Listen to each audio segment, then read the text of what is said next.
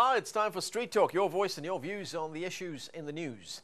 Recently, the website MySpace came under fire for initially refusing to provide information about sex offenders who are members of the site. However, just today, the company has agreed to release that information. A letter sent to MySpace, the largest social networking site, by 8 U.S. attorneys general, had requested that the names and locations of sex offenders be provided by May 28th. They also wanted to know how the company was alerting users who have communicated with offenders and want to make it incumbent on MySpace to inform law enforcement officials.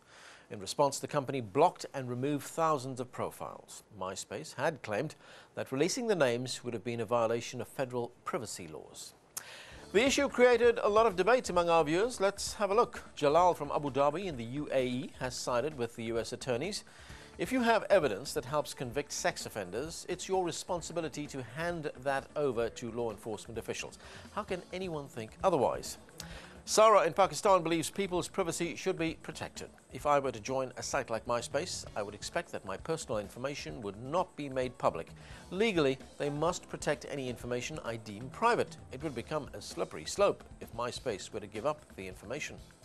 John in New York in the US has taken drastic measures because of MySpace's refusal to give up the names of the offenders. I have cancelled my membership and told everyone I know to do the same. I will not be part of a company that thinks this is the right course of action. I am so sorry, I cannot do this much work.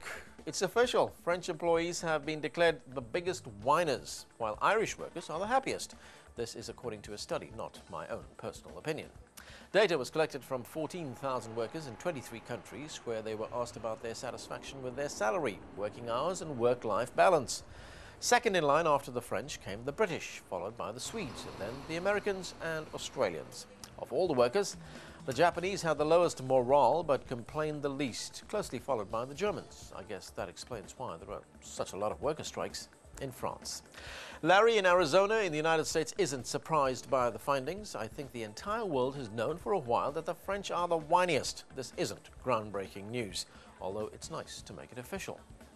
Pierre in Paris disputes the study. This is inaccurate. I'm not a whiny worker. I always have a cheery disposition and work in an office that tends to be quite positive about work. Lara in Beirut, Lebanon thinks this is all amusing. You really can't make such a broad generalization about an entire group of people. Although it is very entertaining, it's just that, pure entertainment. Don't take it too seriously. People who live in glass houses shouldn't throw stones. That statement should be taken literally by 2 performance artists in Beijing, China, who are living in actual glass rooms. The rooms are adjacent but are intentionally sealed off from each other and the world in order to show what they feel is the isolation of many couples. For nearly 1 month, the 2 artists have gone about their daily routine, sleeping, showering and eating as people walk by and stop to stare. The artists are also using the glass rooms to showcase their work so that their work reaches the public. Their exhibit ends on May 22nd. Mastering the salsa dance is hard enough as it is, but imagine if you only had one leg. This dancer makes it look all too easy.